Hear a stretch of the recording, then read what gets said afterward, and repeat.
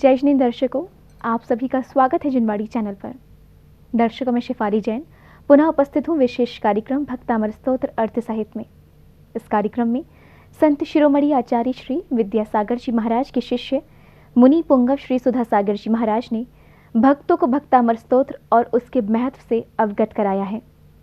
तो आइए दर्शकों, आज सुनते हैं आज का काव्य। सेठ सुदर्शन को खाया किसने? कितनी रागी मां, कितनी रागी मां। जिस बेटे के लिए उसने क्या क्या नहीं किया, कितना अनर्थ किया। शायद हमने एक बार बताया था क्या क्या अनर्थ किया।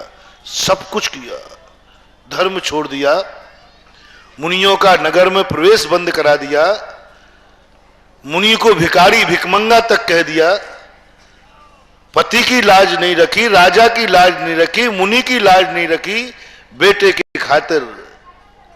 और जब बेटे ने उसकी बात नहीं मानी तो ऐसा निदान बंद किया, मैंने तेरे लिए सब कुछ किया और आज तू मेरा हाथ झटकार के भाग रहा है। बस थोड़ी सी में बदल गया। कितने छोटा, कितना महान गाढ़ संबंध, कितना नाजुक होता है। सुदर्शन चरित्र को पढ़ने के बाद पता चलता है कितना मोह गाढ़ था कि जब ये घोषणा हो चुकी थी कि जिस दिन तेरा पति बेटे का मुख देखेगा उसी दिन पति दीक्षा ले लेगा, तो उसी दिन सोचती मुझे ऐसा बेटे ही नहीं चाहिए जो पति का बिछोई करा दे। लेकिन नारी पति और पत्नी, पति और बेटे, इन दोनों में से सबसे ज्यादा किसको चाहती है? बेटे को। समझ रहे हो ना?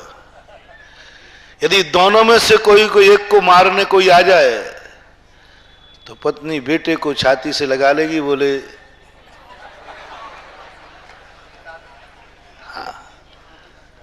हाँ है वहां पर। कितना बड़ा साहस किया उसने। नियम हो गया, घोषणा है, पति दीक्षा लेगा, पति तेरा छूट जाएगा। लेकिन मां ने समता धारण करी, नारी ने, कोई बात नहीं, पति जाएगा तो जाएगा लेकिन बेटा तो मिल जाएगा। देश में स्त्री शक्ति नहीं कहा, देश में मातृ शक्ति कहा। स्त्री शक्ति किसी भी शास्त्र में नहीं आया। स्त्री में भी शक्ति होती है, मातृ शक्ति होती है। माता में शक्ति है, स्त्री में शक्ति नहीं है। इसलिए स्त्री पूज्य नहीं है, माता पूज्य है। जब वो स्त्री बनती है कोई उसकी पूजा नहीं करता, लेकिन जब माता बनती है तो पूजनी शब्द लग जाता है, बेटा पूजता है। वास्तविक नीतिकारों ने लिखा, चाणक्य ने लिखा कि वास्तविक नारी पति को तो मजबूरी में स्वीकार करती है, वास्तविक नारी पति नहीं चाहती, वास्तविक नारी बेटा चाहती है। बेटा पति के बिना नहीं मिलता है, पति के बिना नैतिक बेटा नहीं माना जाएगा, इसलिए वह मजबूरी में पति को स्वीकार करती है, पुरुष को स्वीकार करती है। अन्यथा उसको तो बेटा चाहिए, बेटे से मतलब है। इसलिए नारी विवाह क्यों करती है? मात्र बेटे के लिए। आजकल की नारियों की बात नहीं कर रहा हूं मैं, एक अच्छी मातृ शक्ति की बात कर रहा हूं। आजकल की नारियां तो बेटे को ही मार डाले, पति को ही मार डाले, पति को छोड़कर ना जाने कितनों पर अपने परिणाम बिगाड़ लें। जो नारी, दो लक्षण सुनना यहां, बहुत बड़ी बात है। जो नारी या पुरुष अपनी स्व स्त्री को छोड़ करके अन्य स्त्री, अपने स्व पति को छोड़ करके अन्य पति पर बुरे भाव डालती है, ये दोनों मर करके नपुंसक पर्याय में जन्म लेते हैं। पर स्त्री गामी, पुरुष गामी, नियम से नपुंसक पर्याय में जाते हैं। मर करके अब ना तो वे पुरुष बनेंगे ना स्त्री बनेंगे, क्या बनेंगे? समझ गए ना? हिजड़ा या नपुंसक पर्याय नियम है ये, अनियमन नहीं।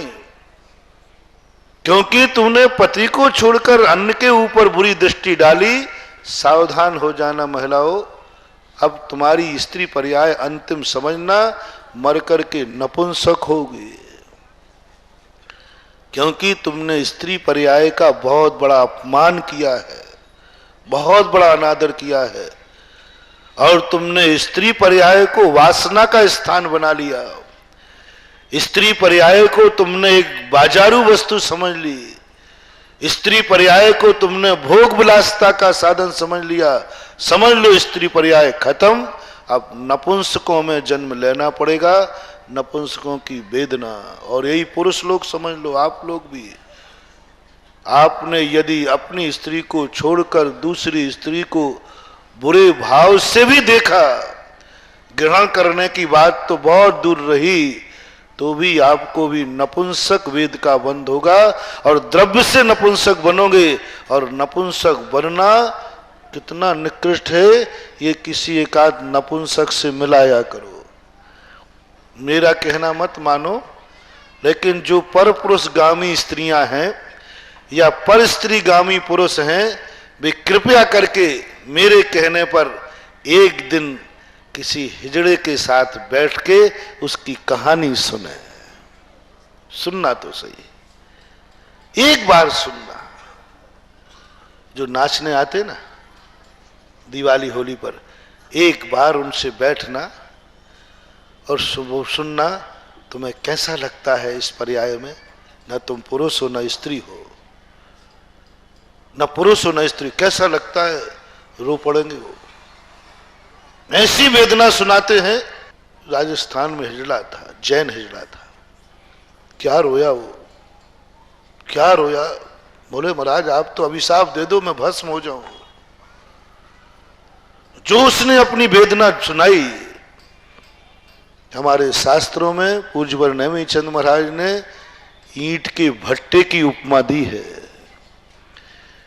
स्त्री की वे वासना कंडे के समान है जो धुंधाती रहती है, पुरुष की वासना घास के समान है जो भभकती है, एकदम भभकेगी और थोड़ी देर बाद शांत हो जाएगी। स्त्री की वासना कंडे की राख के समान भभकती है नहीं, भभकती हुई दिखती नहीं, फिर भी धीरे धीरे धुंधाती रहती है। ऊपर से राख रहती है, अंदर, ऊपर से अंदर बिल्कुल सरल सीधी सरला दिखेगी और अंदर से बिल्कुल गरल का हंडा भरे रखे रहेगी। ये स्त्री का स्वभाव है। लिखा है, मैं क्या करूं, मैं तो मात वाचन हारा हूं।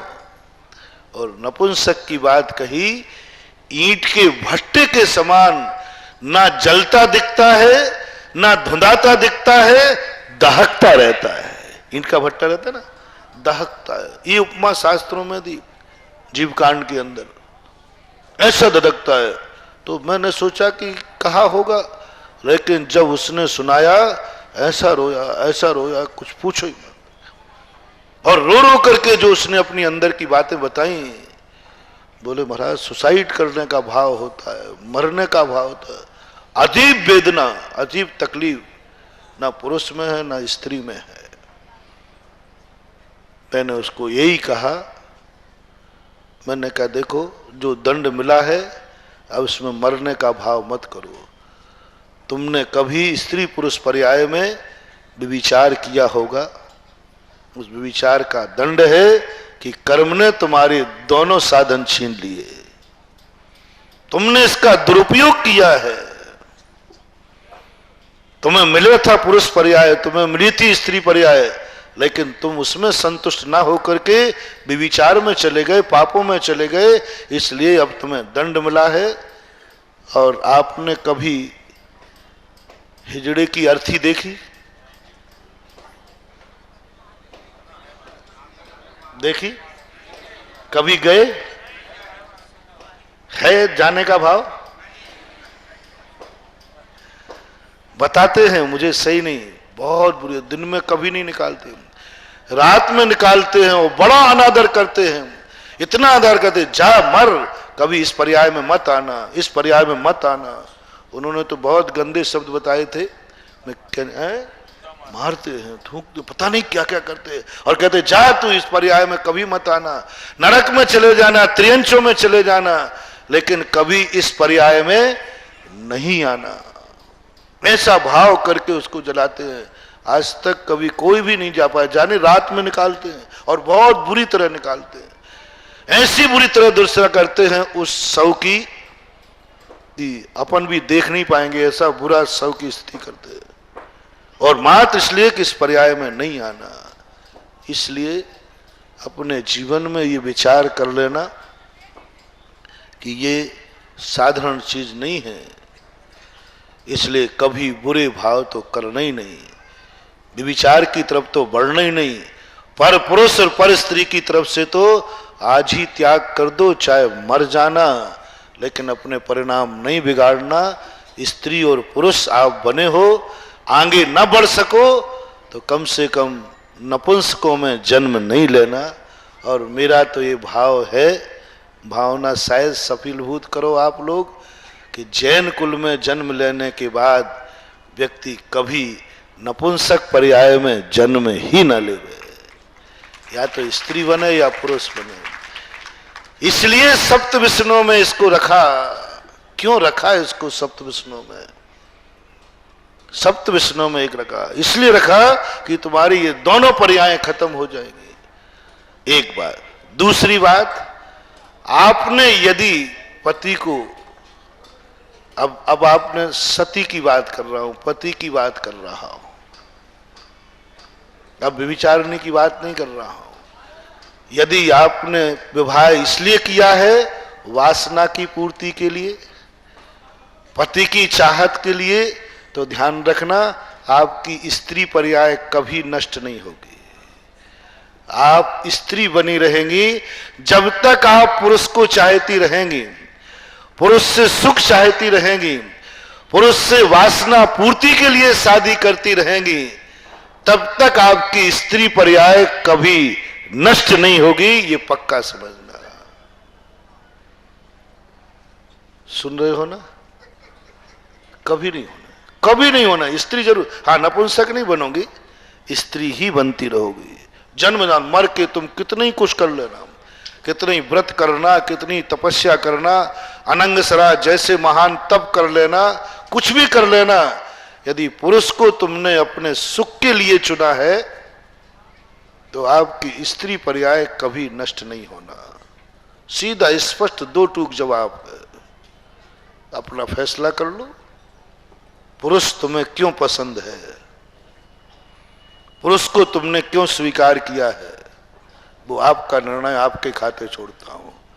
आप सुनो माताओं, आपका नियोग बता रहा हूं। मैंने पुरुष को इसलिए चुना है माता बनने के लिए, बेटा की चाहत के लिए। बहुत जल्दी आपकी स्त्री पर्याय नष्ट हो जाएगी। आप में वासना का अंश नहीं है, आप में पूज्य बनने का वंश है। मां बनने का अर्थ क्या? पूज्य बनना। मां बनने का अर्थ हमारी गोद में कोई ऐसा व्यक्ति पले। माता बनना बुरा नहीं है, माता बनना पाप नहीं है, माता बनने की निंदा नहीं की, माता बनने को मना नहीं किया, स्त्री बनने को या व्यभिचारिणी बनने को मना किया है। मां बनने के लिए कहीं किसी भी दर्शनकार ने, किसी भी शास्त्र में माता को बुरा नहीं किया। माता बनने के लिए कहीं निंदा नहीं है, कहीं भी निंदा नहीं है। और माता बनना बुरा होता तो मातृशक्ति नहीं कही जाती और माता पूजनी नहीं कहा जाए। बोलो, स्त्री पूजनी है कहीं लिखा क्या? कहीं नहीं लिखा। लेकिन माता पूजनी है, इसका अर्थ माता बनना, पूज्य पद को प्राप्त करना है। मात्र मां बनने के लिए मैं ग्रस्त अवस्था में प्रवेश करती हूं। यदि ऐसा भाव है तो बहुत जल्दी स्त्री पर्याय समाप्त होकर आप पुरुष पर्याय में आई। उस नारी की भी तो होनहार अच्छी थी उसकी, उसने कहा कोई बात नहीं, पति जावे तो जावे, लेकिन बेटा तो मिलेगा। स्वीकार कर लिया, बेटे का जन्म हुआ। मैं ये बता रहा हूं कैसी कैसी दशाएं होती हैं, सगई कैसे दगाबाज हो जाते हैं। बेटे का जन्म हुआ, यशोधर ने, राजा ने दीक्षा ले ली। अब बेटे को रखाना है, मुनिराज ने एक और बोल दिया। मुनिराजों को पता नहीं क्यों कम बोलने की आदत क्यों नहीं है, और वो दूसरी बात बोल देते और 5 महीने से तुम भी परेशान हो। पहली बात तो हम सही बोला, दूसरी बोलते तो आपके महाराज बस यही गड़बड़ कर देते आप। वो महाराज ने दूसरी बात बोल दी, बोले सुनो देवी, इसके बाद की तो सुनो। बोले अब क्या सुनना, बेटे की आपने दे दिया ना आशीर्वाद। बोले पूरी तो सुनो। जिस दिन ये बेटा, कल्पना करो, जिस दुनिया भगवान को देखकर मुनि नहीं बनती, मुनि महाराजों को देखकर मुनि का भाव नहीं आता, देखो तो वो बेटा कैसा होगा जिस बेटे को मुख देख करके मुनि बनने का भाव आ गया। बेटे का मुंह देख करके, अरे दुनिया में बेटे को देखकर राग जागता है, बेटे को देखकर मोह जागता है। क्या जागता है भाई बताओ? बेटे को देखकर मोह जागता है। दुनिया में शास्त्रों में जितना लिखा है, मैंने सारे शास्त्रों में देखा, हर व्यक्ति बेटे को मुंह देख करके रागान्वित होता है, मोह जागता है। मां दुनिया में एक बेटा ऐसा जन्मा जिसका मुंह देख करके मुनि बनने का भाव आया। क्या अलौकिक बेटा है, गिनीज बुक में आज तक कभी हुआ ही नहीं ऐसा, कहीं नहीं हुआ, देखने में नहीं आया, शास्त्रों में भी नहीं मिला, प्रत्यक्ष में भी नहीं देखा कि बेटे को देखते ही वैराग्य जागे। जो राग का निमित्त है वो वैराग का निमित्त बन गया। बेटे को देखते ही वैराग्य जाग गया। तुरंत बेटे का मुख देखा, वहीं तिलक लगाया और चला गया। मुख देखने के बाद दीक्षा ले ली। ऐसा होनहार बेटा कोई साधारण नहीं होगा। ये बेटा जिस दिन मुनि को देखेगा उसी दिन ये भी दीक्षा ले लेगा। अब माता के प्राण निकल गए। बोले पहला वज्र तो सहन कर लिया, लेकिन दूसरा वज्र कैसे सहन करे। लेकिन मां का मोह था, उसने कहा कोई बात नहीं, आखिर छोकरा महाराज का मुंह देखेगा तभी ना रहेगा बांस, न बजेगी बांसुरी। मैं मुनियों को नहीं आने दूंगी। मैं राजे, अब पति दीक्षा ले रहा है तो मैं रानी। कितना बड़ा पाप, कितना बड़ा अनर्थ करने को तैयार हो गई वह माता। डंडोरा पिटवा दिया, कोई मुनि नहीं आएंगे नगर में। कितना अंतराय करूं। वो कहता सब मैं नरक चली जाऊं, दुर्गति चली जाऊं, सम्यक दर्शन छोड़ दूं, सब कर सकती हूं, लेकिन बेटे का मोह नहीं छोड़ सकती। इतना राग जिसके मन में हो। और लेकिन होनहार बलवान है। यशोधर महाराज आए, पहरेदारों ने समझा मुनि महाराजों को रोकने का मना किया है, ये तो राजा साहब हैं। क्योंकि सब जानते थे राजा साहब बहुत दिनों में लौट के आए, उन्हें क्या पता कि दीक्षा क्या है। सेनाओं को कोई पता नहीं रहता, और ड्यूटी पे जो रहे उनको क्या मालूम कौन राज, कब मुनि दीक्षा क्या होती है। अरे राजा साहब बहुत दिन में लौट के आए, ही हालत में आए। तो बेचारे जो पहरेदार खड़े थे उन्होंने कहा ये तो राजा साहब, इनको तो आने दो। तो तुरंत अंदर प्रवेश करा दिया। राजमार्ग से गुजरे, ठंड का समय था, सुदर्शन छत पे खड़ा था।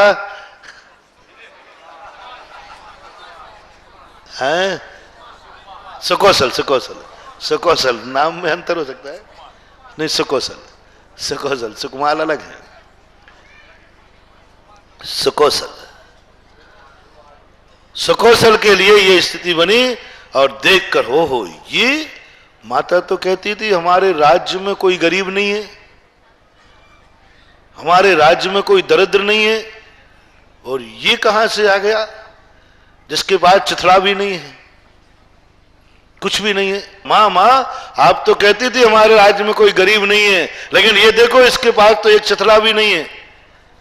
माँ के तो काटो खून नहीं है। बोले ओहो, जिसके लिए मैंने सब कुछ किया वही सामने आ गया। तुरंत हाथ पकड़ के कहती, छी राजकुमार ऐसे गंदे लोगों को नहीं देखते हैं। तो पहले उसकी दरिद्रता तो दूर करो, कपड़े तो दो उसको। बोले नहीं, कपड़े नहीं देना, वो दे ले, भिखारी नहीं है, पागल भी है। कई बार मैंने कपड़े दिए है, कई बार कपड़े दिए, लेकिन उतार के फेंक देता है। पागल है, मैं जानती हूं इसको, ये अपने नगर का पागल भिखारी है। पागल भिखारी है। आहा, ब्रह्मांड क्यों नहीं फट गया, पृथ्वी क्यों नहीं फट गई, आखिर मोह यहां तक। भिखारी है भिकमंगा जी, फिरे नग्र में नंगा जी। नहीं दिया किसी ने वस्त्र, इसलिए फिरे नग्र में नंगा जी। किशनदास जी का एक सुदर्शन चरित्र है, बहुत पुराना है, बड़ा गजब का लिखा, पढ़ते पढ़ते रोंगटे खड़े हो जाते। काव्य में है, क्या चित्रण किया है उन्होंने उस समय मुनि का और माता का, तो कौशल की माँ का जो निर्दयपूर्ण शब्द हैं सारे। वहां क्या विचित्रता, मोह में इतना प्रबलता। जान रही है कि ये जगत पूजनीय मुनिराज हैं, जान रही है कि ये इसी देश के राजा हैं, जान रही है ये मेरे पति हैं, पर बेटे के मोह के कारण नहीं, भिखारी और भिकमंगा कह दिया। वो तो दासी खड़ी थी, वो रो पड़ी, ओहो क्या हो रहा है रानी साहब, क्या बोले, बोले चुप रहे। सुकौशल ने पकड़ लिया, बोले दाई जी क्या मारना है, तू क्यों रो रही है, सारा रहस्य पढ़ लेना। अब फिर भी सुकौशल को जब पता चला, मां ने पकड़ा, नहीं देख लिया मैंने संसार, आप इतनी स्वार्थी हो सकती हो। तो मां कहती है अच्छा देखना, अब बदल रहा है रंग, कितना कच्चा होता है मोह और कितना पक्का होता है मोह। कितना पक्का मोह के वो इतना बड़ा अनर्थ कर लिया, और कितना कच्चा मोह। अच्छा ये बात है, तेरे लिए मैंने सब कुछ किया और तू मेरी सुनने को तैयार नहीं है। ऐसा मालूम होता तो मैं तुझे जन्म ही नहीं देती। बस ऐसा बुरा परिणाम किया और मर गई। उस खोटे अंत का जो बेटे के प्रति द्वेष भाव, जिंदगी भर का राग भाव नष्ट हो गया। वही कल वाली बात, रात भर गाड़ी ठीक चलाई, 5 सेकंड को झपकी आई। देश 5 सेकंड का था, 5 मिनट का था, और राग कितना था, पूरी जिंदगी भर का राग काम नहीं आया। वो अंत में मरते समय द्वेष, इस दुष्ट ने मेरी एक नहीं सुनी। काय का बेटा है जिसके लिए मैंने सब कुछ किया, और वो मेरे लिए नहीं रुक सका, मेरी सुन भी नहीं सका। बस द्वेष, ऐसा द्वेष बदला, ऐसी आग भड़की कि उसी समय उसको अटैक हो गया, मर गई, तुरंत सदमा बैठ गया। लेकिन देश भाव से मरी। मरते समय बेटे के प्रति देश भाव जागा, मरते समय बेटे के प्रति बहुत उपेक्षा भाव जागा, और मर करके वो शेरनी हुई, उसी ने उस बेटे को खाया। कैसा है संसार, कैसा है विचित्रता, सगे ही सब दगा देते हैं। इसलिए दाग भी कौन लगाता है। हाँ, तुम बड़ी खुशी मनाते हो, पाप को आग लगावे तो मिल जाए, और नहीं मिल पाए तो बड़े दुखी होते हो कि कम से कम ऐसे कौन सा पाप करो कि बाप को अरे सौभाग्य समझो कि कम से कम जिस बाप ने जन्म दिया उस बाप को कम से कम मैंने आग तो नहीं लगाई। लेकिन जिसने ये नीति बनाई है बहुत सोच समझ के बनाई है। मालूम किसने बनाई, बहुत समझदार रहा होगा हम लोग ही जैसा कोई साधु, जिसने जिसने कहा कि नहीं, अर्थी को आग कौन लगाएगा? जिसको सारी संपत्ति मिली, जिसका खून शरीर के रग रग में बह रहा है, वही आग लगाएगा और इस नंगे नाच को दुनिया देखेगी। यह है संसार, यह है संसार। कि जिस बाप ने सारी संपत्ति दी, जिस शरीर से ये पैदा हुआ, आज देखो प्राण निकलने के बाद वही बेटा उस अर्थी को आग लगा रहा है। ये संसार का वास्तविक स्वरूप बताने के लिए परंपरा चली थी, अब आज वो धर्म बन गई। आज तो कहता है कम से कम और कुछ कर पाऊं बाप के साथ, नहीं कम से कम आग तो लगा लूं। बड़ा गर्व होता है। सही, तुम्हें अपने मम्मी पापा के मरने कोई जल्दी जला देवे, तुम बाहर हो तो बाद में कितने पश्चाताप। कई लोग आज महाराज ठीक है पिताजी मर गए तो मर गए, तुमने फिर दुख आएगा, महाराज कम से कम आग तो लगा भी मिल जाती। अलिया जी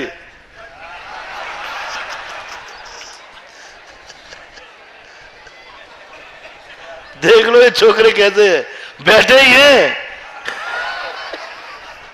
बैठे ही हैं कि तुम ऊपर जाओ और हम आग लगावे। कैसे नियम है इनके, जब रहस्य खोजता हूं तो मुझे बड़ी हंसी आती है। कैसे नियम, अरे दुश्मन से आग लगवाते, हाँ दुश्मन से आग लगाते तो दुश्मन कम से कम संतोष तो प्राप्त करता है कि कम से कम जिंदगी भर आग नहीं पाया, मरे में तो लगा दी। लेकिन बताओ बेटे से लगवाई, वो भी बड़े बेटे थे। ये वैराग के कारण है। इसलिए जिंदगी में सावधान रहना। इस संसार की बड़ी विचित्र स्थिति है, ये कर्मों की बड़ी विचित्रता है। ये आपसी में बढ़ा दें, बाप बेटे को बढ़ा दिया, लो बढ़ा दिया उसने, माँ बेटे को लो खा, तुम अपने बेटे को खा, मर रही थी इसी के लिए। बहुत बड़ा उचित। इसलिए संसार में, इस संसार के कर्मों की नीतियां समझो, ये दुष्ट भी है। लेकिन जो बात मैं कहना चाह रहा था, कर्म में भी दया भाव है, उसके अंदर भी एक विभाजन है। भली वो दया चेतन रूप नहीं सही, नेचुरल रूप सही, उसने अपने दो भाग कर लिए कि मैं आपको एक छूट देता हूं, बंध तो प्राप्त करूंगा, मैं तुम्हें जाने तो नहीं दूंगा, लेकिन बस तुम निर्णय कर लो सोने की बेड़ी से बंधना या लोहे की बेड़ी से।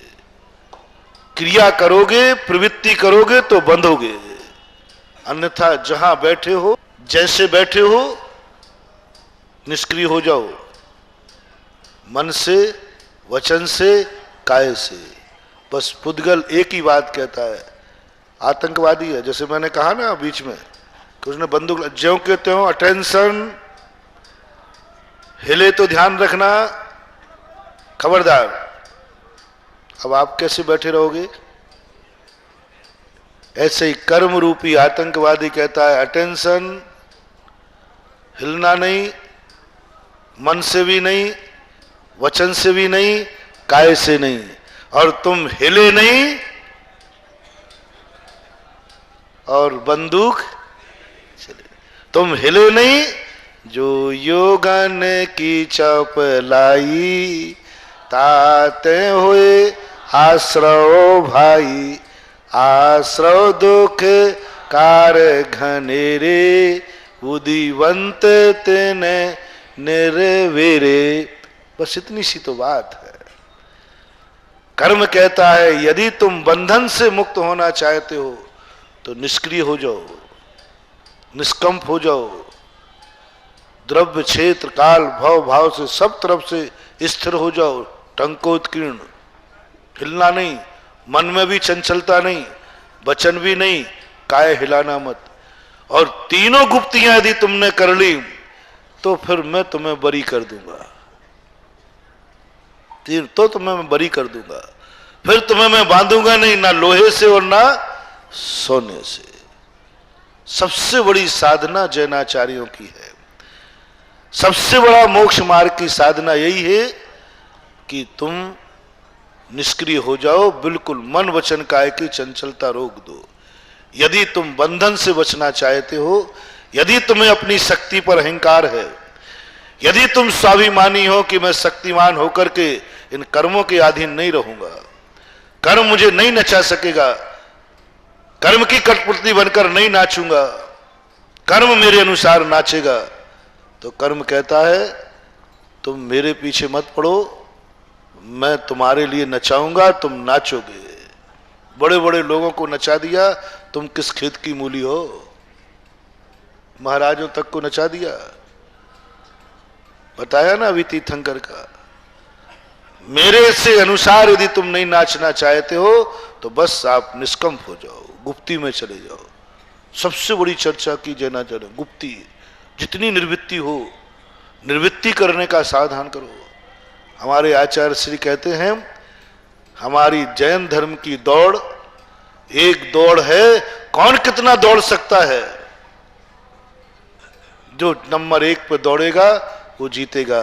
और धर्म में है कौन कितना स्लो चलता है, स्लो रेस कंपटीशन। जो जितना धीमे चलेगा वो फर्स्ट आएगा, जो जितना अपने मन वचन काय का व्यापार रोक लेगा वो उतने ही बंधन से बच जाएगा। ये तो अपन से होता नहीं। तो कर्म कहता है हिले और डुले कि हथकड़ी पड़ी, और ऐसी हथकड़ी पड़ गई, देखो तो अपनी क्या हालत हो गई। दूसरी तरफ अपन शक्तिशाली थे। दूसरी बात, कर्मों ने अपन को बांधा, अपन ने बांधा, अपन को कर्मों ने नहीं बांधा, अपन ने बांधा कर्मों को। स्थिति अपन ने डाली, अनुभाग अपन ने डाला, प्रकृति बंद अपन ने किया, प्रदेश बंद अपन ने किया, और हमने बांधा इन कर्मों को। बताओ बंधने वाला बड़ा कि बांधने वाला है? बांधने वाला बड़ा। और अब क्या हो गया? बांधने वाला मैं और नाचू भी मैं। कर्म तो बंधने वाला है, वो क्यों मेरे लिए आग दिखाता है? बांधने वाला मैं स्वयं हूं, तो मैं बड़ा हूं। लेकिन कई जमानों आ गए। अरे दर्शकों, आपने देखा कि किस प्रकार इस स्तोत्र का प्रत्येक काव्य सामान्य जीवन को प्रभावित करता है। ये सच अनुभूत भी होने लगता है कि भक्तामर स्तोत्र कितना सार्थक सिद्ध हो सकता है जीवन के हर परिदृश्य में। दर्शकों, मुझे दीजिए आज्ञा और आप देखते रहिए जिनवाड़ी चैनल। जय श्रीन्द्र।